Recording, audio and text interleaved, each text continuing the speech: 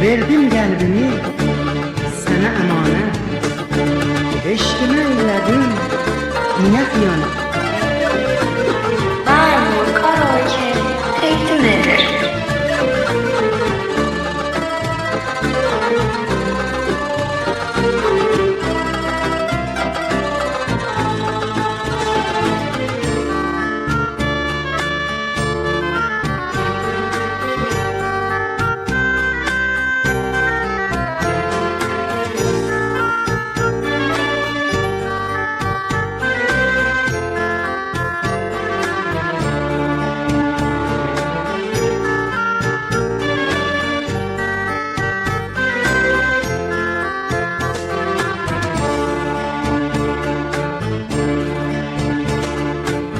Verdim ben kalbimi sana emanet.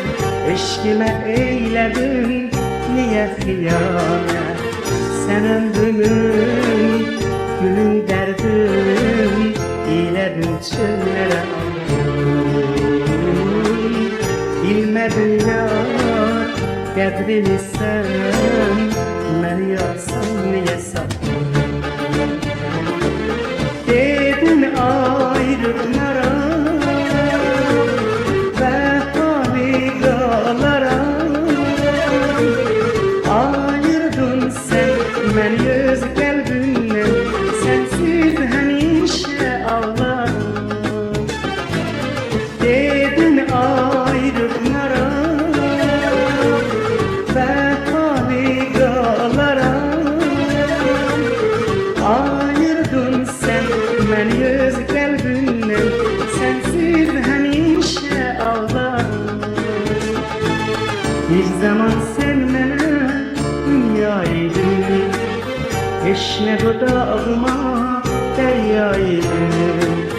Sensiz nece bizim müntezirdi gözüm, üzülmem nece gözüm. Ah, sensiz nece gözüm müntezirdi gözüm, üzülmem nece gözüm.